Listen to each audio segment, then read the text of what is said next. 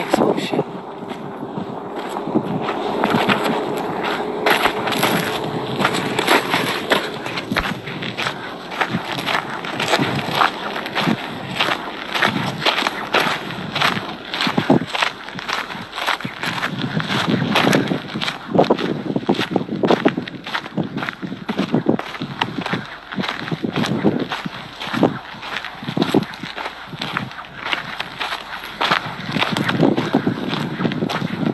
Sorry guys, I didn't grab the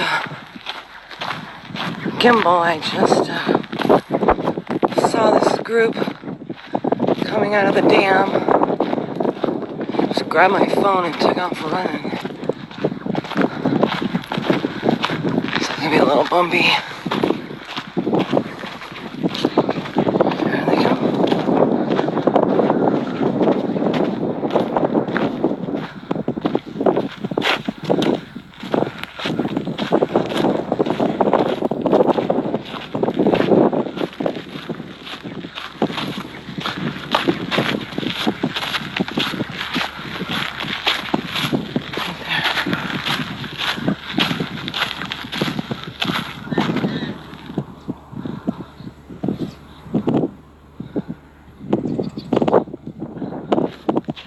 There's only 3 of them.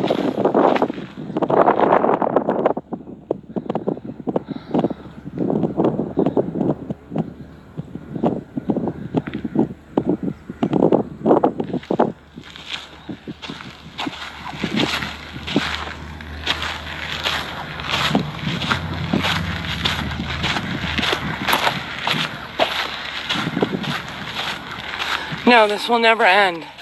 This will never end. And here's my main complaint is the Yuma border sector chief is responsible for this area, right? He is responsible to secure this area. They know this is going on, okay? And talking to the neighbors, talking to the people out here that live and breathe this every single day, you know, Border Patrol personnel is down in the area. The numbers are down because agents are sick and tired of babysitting these people, right? So we have agents that are supposed to be securing this border, yet the border's not secured and people are just walking right in, okay? This is the area by the dam. I don't know why we need 3 trucks here for 3 people. Unless there's more coming out. Sorry guys, it's a little bumpy. Mike's overhead with the drone. So just 3 people here. Those people turning around. Hold on. Hang on guys. So, what do we have here? 2 women. 2 women and a kid. 2 women and a kid, not a big bust, right? So just to kind of give you a perspective of where they came from, right? Let me get around this bush. And you know, they could be the diversion for the larger group going through the river.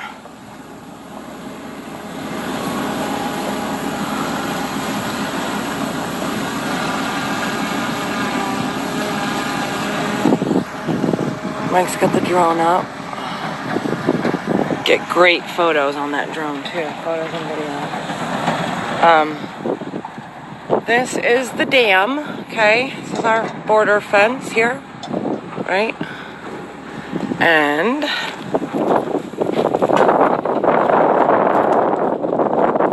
there's the dam. Okay. That is Mexico, guys. Right up there. See where those cars are driving? That is Mexican Highway 2 runs into this town. That is the town of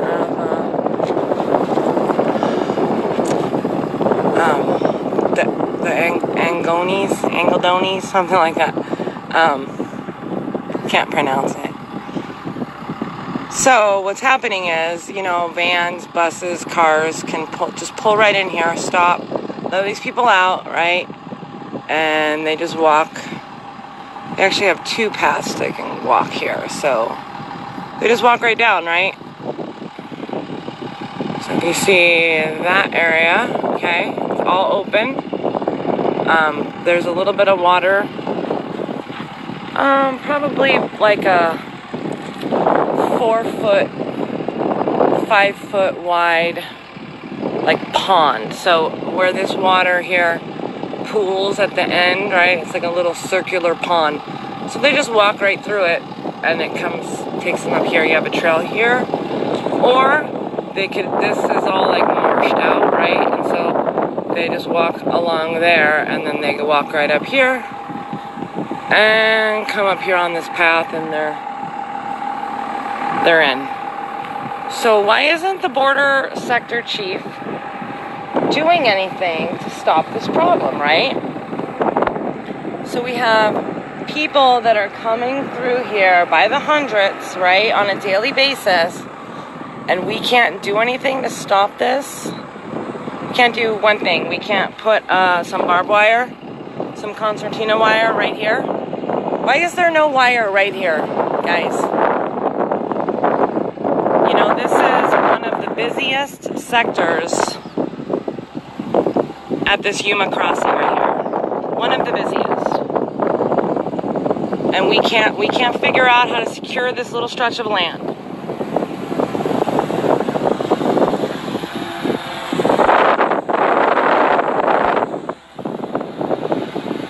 So, you know, nothing too exciting here. It's a man and a woman and a child. 2 women, a man, 2 women, and a child.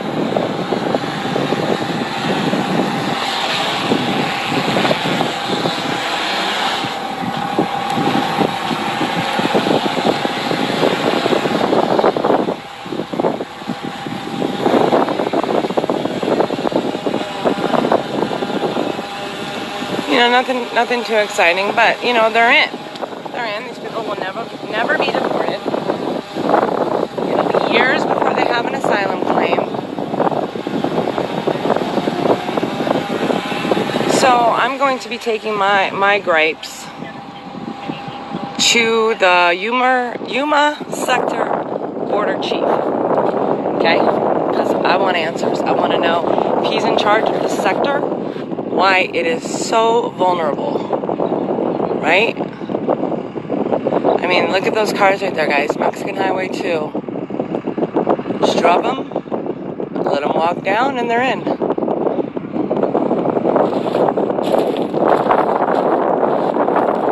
Absolutely infuriating. You know, and anybody who's giving you the song and dance, and these people are dehydrated, and they're suffering, and they're running for their lives. Guys, that last group that we just caught, okay, we walked down to the river to see what they left behind. I want you to know they dumped out their purses, okay, and they left their makeup and their toiletries and their bus tickets and their money. They don't need their pesos anymore, right? They left their birth certificates and their IDs and their deodorant and their water bottles, their Gatorade, their medications, their headphones, and their phone chargers, guys. They empty their pockets out, right, before they present themselves to the Border Patrol. So I'm gonna, you know, this is something let me just get out of the sun because it's really hot today, so I'm gonna do something, guys, that I don't ever do. Okay, you're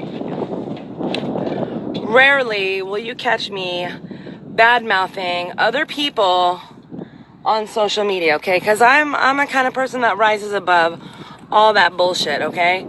I don't ever post personal drama on social media because I'm the kind of person that if I have a problem with you, I'll call you up woman to woman and handle it, okay? I don't need validation through a Facebook post or to bash people, you know, on a live stream where they can't, you know, speak up for themselves. It's not my style, okay? You guys know I have way more class than that. So I'm just going to take this moment because I've tried all of the above, right? And I've tried to handle it woman to woman. I tried handling it, and they refused to take my call. So I'm just going to call out 2 LARPers, guys. 2 LARPers that have been down here in Yuma. One woman by the name of Rebecca Furland, who runs Arizona Desert Guardians, and her sidekick criminal, Paul Flores, who runs DSW 74 News, okay? 2 frauds. They're not Patriots, okay? They ran with VOP, and after everyone from VOP got arrested on criminal trespass and all of that, okay?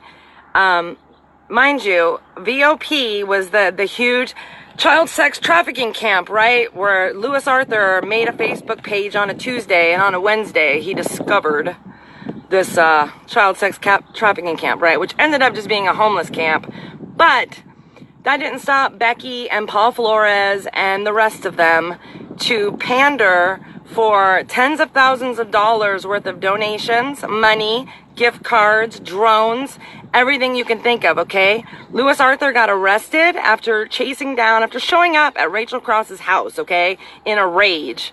Showed up at her house to confront her, and anyway, he ended up getting arrested, okay? Paul and Becky are leftovers from VOP, okay? So, you know, I didn't have a problem with Becky, you know, not my style, again, but, you know, I'm the kind of person that can respect everybody's efforts in the mission of what we are trying to accomplish here, guys, okay?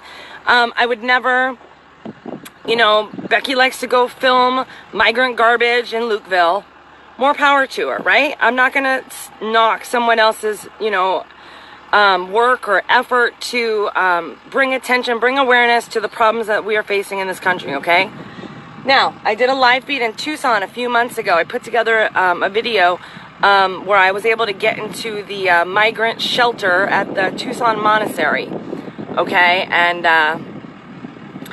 I did a video, and it took me 3 weeks to groom that migrant shelter to trust me and let me inside as a volunteer so I could film, right? And so Becky shows up the next day after watching my video, screaming and yelling and making a scene in front of the place, and they ended up pulling my volunteer application because Becky called me out by name, right? And they looked me up. So, you know, I let it go, whatever. That was a few months ago, okay? Let's fast forward to a couple weeks ago now. Becky calls me and tells me that they're coming to Yuma, okay?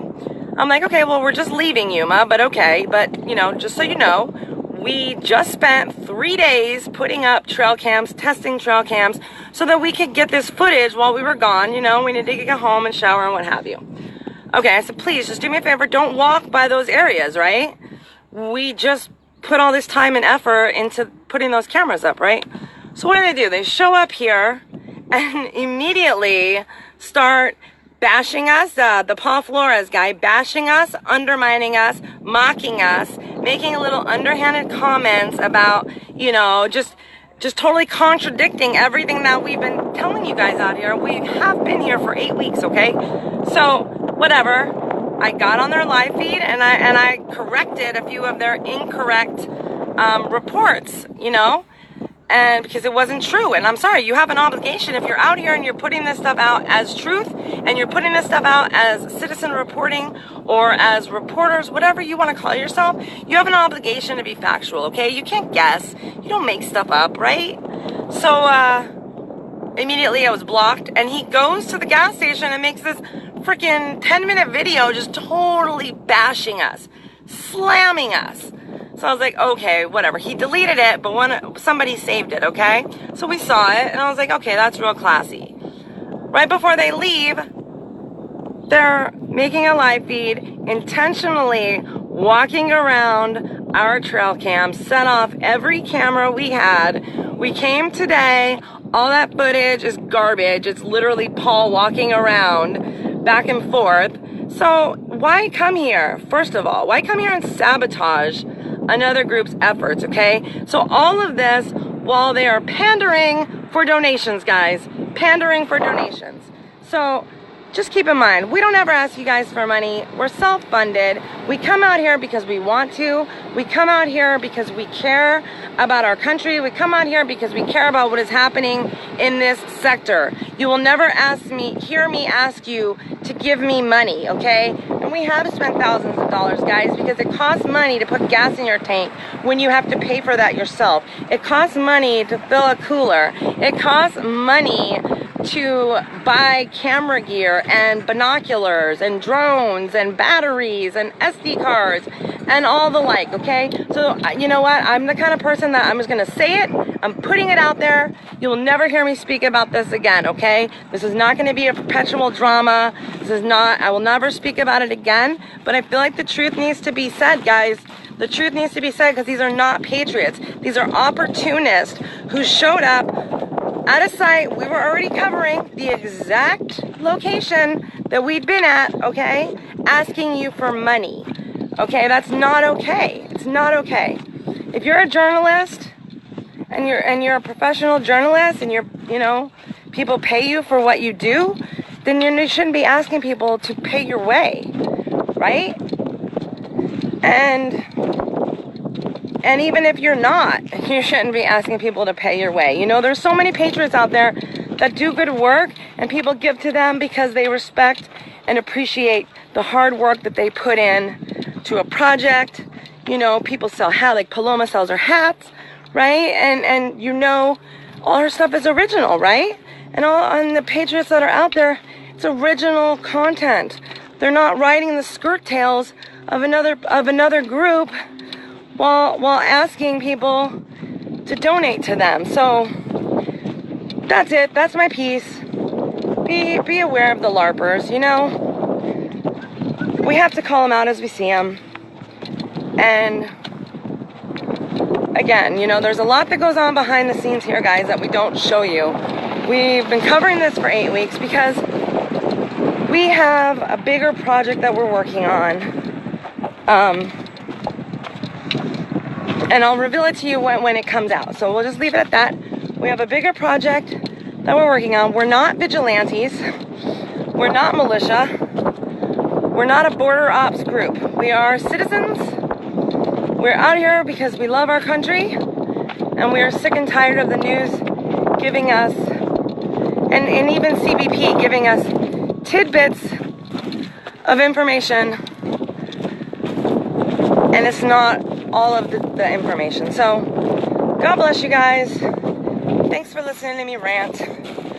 Again, that's the last you'll hear of this saga. You know, we're being harassed. We're being harassed by 2 LARPers. And if it escalates, we'll just have to get, you know, file charges of some sort. But until then, we're mission focused. There's so much footage, guys, that we haven't put out because it's so incredible that it's not just, you know, footage you put in a Facebook post or on a live feed. I'm trying to put it together in more of a, you know, compilation or like a documentary style. But, you know, I had a nice conversation with my friend Oscar in Mexico on Mother's Day. And Oscar gave me some really great advice. And that is, you know, stay focused. Don't get consumed with the drama. And, you know, other groups trying to badmouth you and take you down, because what we're doing is important. And the truth always prevails, right? Alright guys, I'm going to go get some water. And we're probably going to be driving into Mexico through the port, which is, coincidentally, the port of entry, the legal port of entry, is 1.5 miles up the road. 1.5 miles. So, why is this sector not secured with concertina wire? So, to push people to the port, beyond me. So that's next on the agenda, is to show up and call out that sector chief. So, over and out for right now, guys. Stay tuned.